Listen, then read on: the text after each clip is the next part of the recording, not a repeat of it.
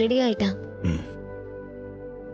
அவ நேத்து நடந்தது எதுவும் நினைச்சிட்டே இருந்தால, அப்படிலாம் எதுவும் இல்லைல்ல? இல்ல, நல்லா தான் இருக்கா. காலையிலே நேரமா எந்திரிச்சு பிராக்டிஸ் கூட பண்ணா. நானும் அவளுக்கு அட்வைஸ் பண்ணிருக்கேன். பாட்டு போட்டியில கண்டிப்பா நல்லா பாடுவா.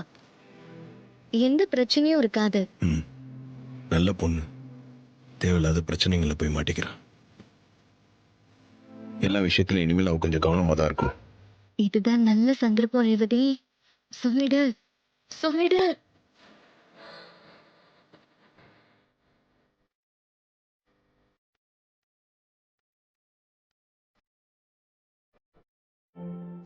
உன்கிட்ட ஒரு முக்கியமான விஷயம் பேசணும்.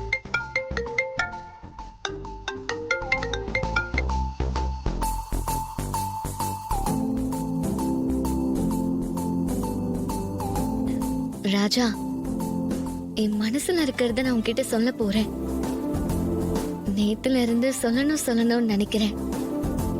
ஆனா ஏதோ ஒரு டிஸ்டர்பன்ஸ் சொல்ல முடியாம தடுத்துட்டே இருக்கு. கொஞ்ச நாளாவே உன்னை பத்தி நல்லா புரிஞ்சுக்கிட்டேன். கல்யாணம் ஆன புதுசுல உன்னை தப்பா புரிஞ்சுக்கிட்டேன். எவ்வளவு கேவலமா நடந்துக்க முடியுமோ அவ்வளவு கேவலமா நடந்துக்கிட்டேன். உன்னை அசிங்கப்படுத்திருக்கேன், அவமானப்படுத்திருக்கேன். ஆனா நீ அதையெல்லாம் பொறுமையா தாங்கிக்கிட்ட. உன் இடத்துல நான் இருந்திருந்தா இவ்வளவு பொறுமையா இருந்திருப்பேனான்னு தெரியாது.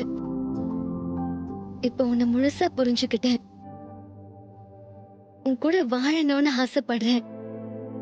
இனிமே உன்னை சுத்திதான் என் வாழ்க்கை இருக்க போகுது. உனக்காக தான் நான் வாழ போறேன். நான் வெட்கத்தை விட்டு சொல்றேன். I love you, Raja. Love you.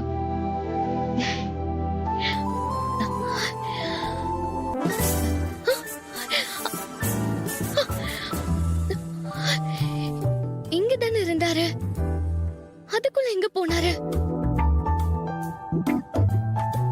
எங்க போயிருப்பாரு? ஷோ, இந்த வாட்டியும் மிஸ் ஆயிடுச்சா? நான் என்ன பண்ணுவேன்?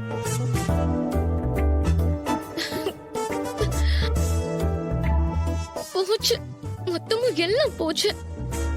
இப்பவும் சொல்ல முடியலையா? அப்படியா? சரிங்க சார், இன்னும் கொஞ்ச நேரத்தில் வந்துடுவோம். சரிங்க சார், தேங்க்யூ.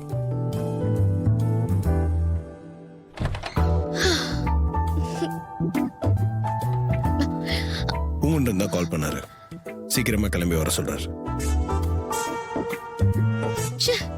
இந்த தடவையும் சொல்ல முடியாம சொதப்பல் ஆயிடுச்சே. இனிமே எப்படிதான் ட்ரை பண்றதுன்னு ஒண்ணுமே புரியலையே. நான் ஐ லவ் யூன்னு சொல்றதுக்குள்ளேயே வயசாயிடும் போல இருக்கே.